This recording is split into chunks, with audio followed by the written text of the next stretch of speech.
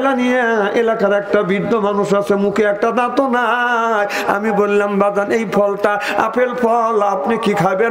দাদা মুখ চোটকার কয় বাতিজা, বলে নাতি রে দে শেষে দে। কি দে? দাঁত নাই তো? আচ্ছা যার দাঁত নাই তার কি সে আপেল ফল কামড়া খাওয়ার জন্য আছে? আমি বললাম দাদা শেষেও দিব না, কেটেও দিব না, আপনি যদি আমান কামড়াইয়া খাইতে পারেন আর খাইতে যদি পারেন ফলটা তো দিয়েই দিব, এরপরে পেট ভরে মিষ্টি খাওয়াবো। বলে নাতিরে দে দেখি পারি কিনা। দাদা আমি দেখলাম দাদা যখন কামড় দিছে আপনার স্লিপ কাইতে পড়ে গেছে। সুবহানাল্লাহ, একটু জোরে কর।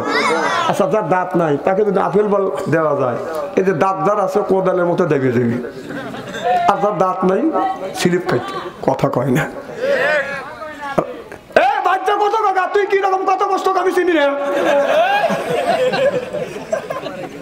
তোমার মতো মানুষের ক্ষমতা নেই যে কোরআনের মাহফিলে আসা, পারলে আসো। কি ঠিক? কোরআন হাদিস যেখানে, আলেম ওলামা যেখানে, পীর বুজুর্গ যেখানে,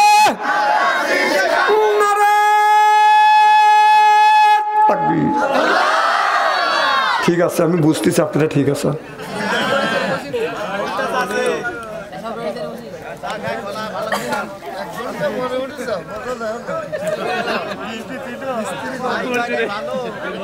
এক ঘন্টা তাও যে আল্লাহ নিয়ে এসে আল্লাহ শুকর আদায় করে, কারণ মানুষের জানের ভরসা নাই।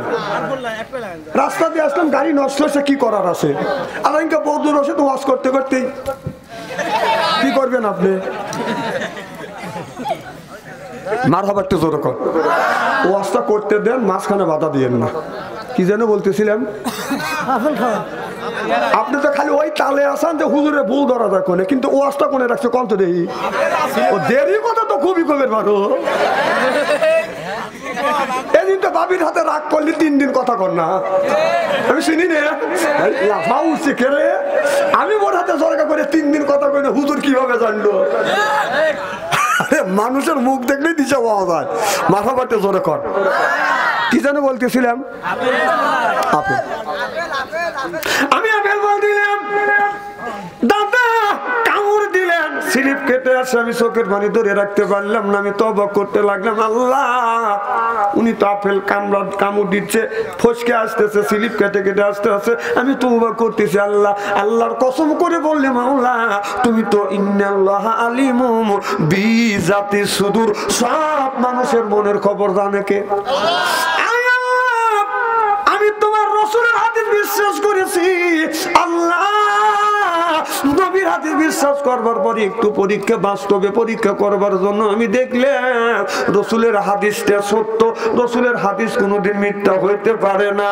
আমার ভাইরা আমার, আল্লাহর নবী বলেছে চুল পাকা মানুষ, বুড়া মানুষ, দাড়ি পাকা মানুষ আল্লাহর জান্নাতে যেতে পারবে না। শেষ পর্যন্ত আপেল বল। এবার সাহাবী বলে ইয়া রাসূলুল্লাহ, আল্লাহ যেন আঙ্গুর ফলের বাগান দেয়। আল্লাহর নবী বললেন তোমাকে আঙ্গুর ফলের বাগান দিবে, তবে যেই মানুষটা জান্নাতে যাবে এক একটা মানুষকে 70টা করে বউ দিবে। সুবহানাল্লাহ বললেন না? কয় হাজার? 70টা করে বউ দিবে, 70টা বউ দিবে। এই বউয়ের বয়স হবে 15 থেকে 16, 16 থেকে 17, এর চেয়ে বড় হবে না, বাদাম কম ছোট হবে না। আপনার ওই মানুষটা যখন জান্নাতে যাবে 70 জন বউ আসিয়া জান্নাতের গান গাইতে গাইতে বাদাম জান্নাতের দিকে নিয়ে যাবে। না হুন খলে দাতু ফালানা জেদু ওয়া না হুন নাইমাতু ফালানা বাসু না হুন রাজিয়াতু ফালানা পাতু তো বালে মান কানা লালা ওয়া কুমনা লাহু। আল্লাহু আকবার। এই জান্নাতি গান, জান্নাতের হুরেরা জান্নাতে মেহমান পাইয়া জান্নাতি গান গাইতে লাগে বাদাম 70,000 বছর। সুবহানাল্লাহ বললেন। আমার ভাইরা, আমার বন্ধুগণ, আমার ভালো করে লক্ষ্য করে শুনুন। ও বাজার, জান্নাতে গান গাইবে আর এই হুটটাকে হুট গুনে আদর করে করে জান্নাতে নিয়ে যাবে। সাহাবী বলে ইয়া রাসূলুল্লাহ, ইয়া হাবিবাল্লাহ, জান্নাতের মধ্যে যদি আল্লাহ আল্লাহ 70টা করে বউ দেয়, আমি বুড়া মানুষ, বুড়া বয়সে 70 দিয়ে 70টা বউ দিয়ে আমি কি করব? নবী গো আমি বসতে গেলে ইসিস করে বসি, উঠবার সময় ওয়ামা কয়ে উঠি। নবী গো আমি একটা বউ চাই না। আল্লাহ নবী বললেন তোমার বউ নিতেই হবে। সাহাবী বলে ইয়া রাসূলুল্লাহ, আল্লাহ যদি জোর করে বউ দেয় বউয়ের হক আদায় করতে পারবো না, ছায়া ছায়া দেখা ছাড়া কোনো গতি নাই।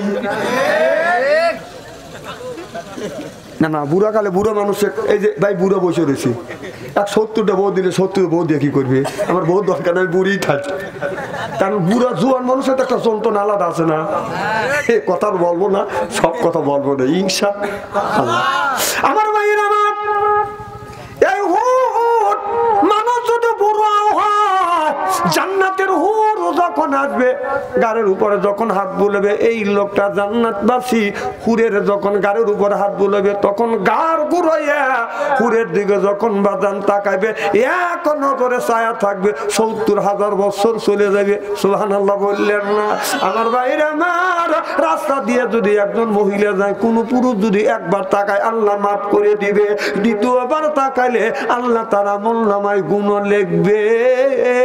আজকালকার যুবক ছেলেরা বলো হুজুর মহিলার দিকে যদি একবার তাকান দেয় আল্লাহ যদি মাফ করে দেয়, দ্বিতীয়বার তাকালে যদি আল্লাহ আমলনামায় গুণ লেখে। হুজুর এক নজরে 1.5 ঘন্টা তাকা থাকবো, চোখের পলক ফেলবো না। আমার কয় হুজুর মাহফিলে গেলে বলেন যে মহিলার দিকে তাকান যাবে না, মসজিদে গেলে হুজুর একা মহিলার দিকে তাকান যাবে না। বর্তমান যে অবস্থা, বাংলাদেশের অবস্থা, রাস্তা দিয়ে গেলে ডাইনে তাকাইলে মহিলা, বামে তাকাইলে মহিলা, সামনে তাকাইলে মহিলা, পিছনে তাকাইলে মহিলা, আর উপর দিকে যদি তাকায় 3 তলার উপর থেকে 3 জন মহিলা মাথা বাই করে তাকা রয়েছে, বেলা ওদের হাত আনাই কুত্তায় খাইছে। হুজুর কোন দিকে তাকাবো? তাকানোর তো জায়গা নাই। আমি বললাম আল্লাহ কোরআনের কারিমের মধ্যে বলেছে কুল্লিল মুমিনিনা ইয়াগুদ্দু মিন আবসারিহিম, ও মুমিন মুসলমানেরা তোমরা নিচের দিকে তাকাও। সিল্লাকান আল্লাহু আকবার, নারে তাকবীর। আমার ভাইরা আমার, এবার এই হুর যখন আসবে জান্নাতে গান নৃত্য পরিবেশন করবে, হুরের এত সুন্দর চেহারা, এত সুন্দর চেহারা হবে, 70 পর্দা কাপড় পরবে, 70 পর্দা কাপড়ে হুরের বাজান রূপ যৌবন ডাকতে পারবে না। 70 পর্দা কাপড় ভেদ করিয়া গায়ের পশম দেখা যাবে, চামড়া দেখা যাবে, গোস্ত দেখা যাবে, রক দেখা যাবে, হাড় দেখা যাবে, হাড়ের মধ্যে যে মশ চলাফেরা করতেছে মশ পর্যন্ত দেখা যাবে। 70 পর্দা কাপড়েও হুরের রূপ যৌবন ডাকতে পারবে না। আর আমাদের দেশে হুর নামে কিছু মহিলা আছে, পাই হিল হিল পরে বাজান, হাই হিল পরে কিল কিল করতে করতে শর্ট কামিজ লাগাইয়া ওড়না গলায় ঝুলাইয়া রাস্তা দিয়ে যায়, আর কয় এই যে আমার এই দেখো, আমার এই দেখো, দুনিয়া ভুলে যাবে, হায় দুনিয়া ভুলে যাবে। বাংলাদেশে হুরে না লাগাইয়া বাংলাদেশের ইমানদার যুবকের ইমান কোনোদিন নষ্ট করা যাবে না, যাবে না। কারণ যেই যুবকের মধ্যে 2টা জিনিস আছে, ইন্নাল্লাযিনা আমানু, ইন্না মানে নিশ্চয়ই, আল্লাযিনা সিবা যাহারা ঈমান আনবে ওই আল্লাহর উপরে, ওয়া আমিলুস সলিহাত, আর যারা নেক কাজ করবে, 1 নাম্বার ঈমান আনবে, আর 2 নাম্বার নেক কাজ করবে। আল্লাহ বলেন কান্নাতুল লাহুম জান্নাতুল ফিরদাউস নুজুলা। আল্লাহু আকবার। 1 নাম্বার ঈমান আনবে, 2 নাম্বার যারা নেক কাজ করবে, আপনার 2 নাম্বার যারা নেক কাজ করবে, ইমানদার যুবকের ইমান কোনোদিন বাধা নষ্ট করা সম্ভব হবে না। আজকে আমাদের দেশের যুবকদের, যুবতীদের ইমান চলে গেছে বাজান মোবাইলের ভিতরে, প্রেমপ্রীতির জ্বালা, মোবাইলের মেলা, এখন আর চিঠি লেখা লাগে না। সারা রাত জাগিয়া ফোনে কথা বলিয়া লেখা পড়াইয়া ছেলে ভালো লাগে না, লেখা পড়া মিয়া ভালো লাগে না। মোবাইল ফোন আসিল কি দোলা লাগিল, ফজরের ঘুম তো পোলার ভাঙলো না। পেটে বাদ যাই থাক, পরনে নাই থাক, পেটে বাদ আর চলে না, হায় হায় মোবাইল ছাড়া ছেলে চলে না। মোবাইল ফোন আসিল কি দোলা লাগিল, ফটরের ঘুম তো পোলার বাইল না, চিল্লা বলুন ঠিক কিনে। 1450 বছর পূর্বে রসুল বলেছে ইয়ার ফলিন বিদ্যা উঠে যাবে, ইয়াকসুরুল জাহিল, জাহিলিতে বর্ষিত হবে। সেই অবস্থা আজ সোনার বাংলার জমিনে হচ্ছে, চিল্লা কোন ঠিক কিনে। আপনাদের কি গ্রাম? বাসুরিয়া, পাতুরিয়া, পাসুরিয়া। এই পাসুরিয়া গ্রামের মধ্যে যদি 50 জন যুবক যুবতী থাকে, ভালো করে শোনেন, 50টা যদি যুবক যুবতী থাকে, ওর কাছে যদি স্ক্রিন টাচ মোবাইল থাকে, আপনি রাত 12টার পরে মেসেঞ্জারের মধ্যে ঢোকেন, ফেসবুকের মধ্যে ঢুকে দেখেন, যদি 50টা যুবক যুবতী থাকে, তার 45টা রাত 12টার পরে লাইনে আছে। কথা কও, কথা কও। ও কি করতেছে? তাহাজ্জুদ নামাজ পড়ে মোনাজাত করতেছে। ও বাপ মা দোজখে নেওয়ার জন্য উঠে পড়ে লাগছে। ঠিক করবে না? না, কথাকে আমি অবাস্তব বলতেছি কি ভাই? খারাপ লাগতেছে? এই যে ছেলে, এই ছেলেকে বাপ মা কি খুশি ও টাচ ফোন দিছে? ও নিশ্চয়ই কথা, যদি টাচ ফোন না দাও বিষ খাওয়া মরবো। ও যে টাচ মোবাইল না দিলে সে বিষ খাইয়া মরতে চায়, ফাঁসি দড়ি হাতে নিয়ে মা বাবারে ভয় দেখায়।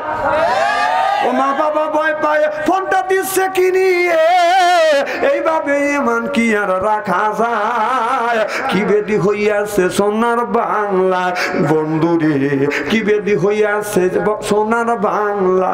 ছেলে আমার খায় না খাবার, কথা কয় না মার সাথে, টাচ ফোন না দিলে সে গাল ফুলো বইসে থাকে। আবার বসাবো না, তার মানে বসানে দেখলি একটা ইস্তেরি করে থুয়ে যাবো। হয় এই গ্রামে আসবো, না হয় না আসবো। এই গ্রামে না আসলে আমার কি হবে?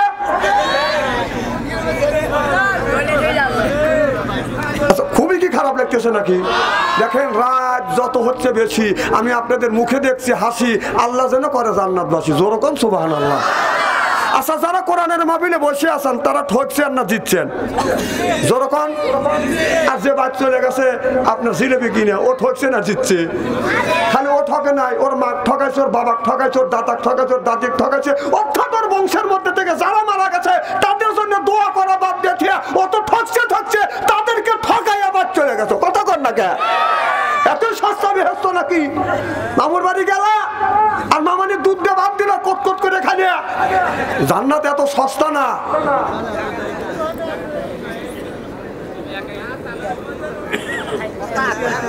কি খুব খারাপ লাগতেছে নাকি?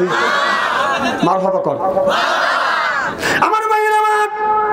তাহলে আমি বলতেছিলাম ইন্নাল্লাযিনা আমানু, ইন্না মানে নিশ্চয়ই আল্লাযিনা যে যারা ঈমান আনবে ওই আল্লাহর উপরে, ও আমিলুস সলিহাত, আর যারা নেক কাজ করবে। 1 নাম্বার ঈমান, 2 নাম্বার নেক কাজ। সুবহানাল্লাহ। এই যে কোরআনের মধ্যে আল্লাহ 80 থেকে 82 জায়গা বললেন ও আকিমুস সালাত, নামাজ কায়েম করো, ও তুউ যাকাত, যাকাত আদায় করো, কুতিবা আলাইকুমুস সিয়াম, রমজান মাস আসছে রোজা রাখো। কথা কার? নামাজের কথা আল্লাহ কোরআনের কারিমের মধ্যে 80 থেকে 82 জায়গা যদি বলে থাকে, কোন জ্ঞানে তুমি নামাজ ছেড়ে দিয়ে মাথায় রাখছো বড় বড় চুল? ওই লোকটা করে ভুল। পরনে হলো পাটের ছালা, হাতে হলো লোহার বালা, গলায় হলো পুতির মালা। আমি হিসাব করে দেখলাম ওই লোকটা অরিজিনাল শয়তানের শালা। নামাজ নাই, রোজা নাই, হজ নাই, যাকাত নাই, শুধু বান্দারি গজল গা। ওই যে খাসার ভিতর রসেন পাখি ঢুকলো কিভাবে, এই খাসার ভিতর রসেন পাখি ঢুকলো কিভাবে, মুর্শিদকে খাওয়াইলে সানা পাখি কি খাবে? হায় হায় মুর্শিদ খালে মা কোন সানা, পাখির তো খাওয়া হইল না, মুর্শিদকে খাওয়াইলে সানা পাখি কি খাবে? পাখি গু খাবে তো তোর কি? পাখি বলে বেশি বেশি করে নামাজ পড়ো, পাখি বলে বেশি বেশি করে রোজা রোজা রাখো, বাকি বলে বেশি বেশি করে জিকির করো। কুল্লু সাইল সিকালাতুল কুলুবিল যিকরুল্লাহ, বেশি বেশি করে জিকির করলে কলবের ময়লা পরিষ্কার করে দেয় কে? আমার ভাইরা, আমার বন্ধুগণ, আমরা ভালো করে লক্ষ্য করে শুনো। কাপড়ে যদি ময়লা পড়ে সাবান সোটা দিলে বাদন সেটা পরিষ্কার হয়, আর শরীরে যদি ময়লা পড়ে সাবান দিয়ে ডলন দিলে বাদন সেটা পরিষ্কার হয়। অন্তরের মধ্যে যদি ময়লা পড়ে আপনি কি দিয়ে পরিষ্কার করবেন?